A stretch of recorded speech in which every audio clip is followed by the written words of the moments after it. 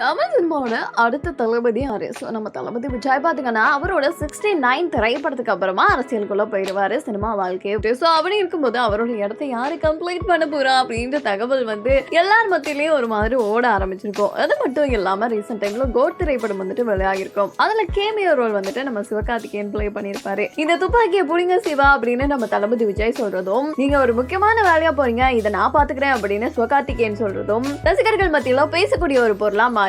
தளபதி விஜய் அரசியலுக்கு போறாரு, சினிமாவை சிவகார்த்திகேயன் பாத்துக்க போறாரு, சோ அடுத்த தளபதி வந்து அவர் தான் அப்படின்ற மாதிரி அமரன் திரைப்பட ப்ரொமோஷன் வேலைகள்ல வந்து ஈடுபட்டு வர நிலையில நம்ம அடுத்த தளபதி அப்படின்னு சொல்லிட்டு சிவகார்த்திகேயன் பார்த்து எல்லாரும் கோஷமிடும் போது சிவகார்த்திகேயன் என்ன சொல்லியிருக்காருன்னா, ஒரே தளபதி தான், ஒரே தலை தான், ஒரே உலக நாயகன் தான், ஒரே சூப்பர் ஸ்டார் தான், இந்த அடுத்த அப்படின்றதுக்கு இடமே கிடையாது. அவங்கள மாதிரி நான் வந்துட்டு பெஸ்டா என்னோட திரைப்படங்களை கொடுக்கலாம், ஆனா அவங்களாவே மாறணும்னு நினைக்க கூடாது, அது சரி கிடையாது அப்படின்னு சொல்லியிருக்காரு. சோ இந்த பேச்சு பாத்தீங்கன்னா ரசிகர்கள் கிட்ட வந்துட்டு சிவகார்த்திகேயன் அப்படியே கவர்ந்து இழுக்கக்கூடிய மாதிரி இருக்கும்.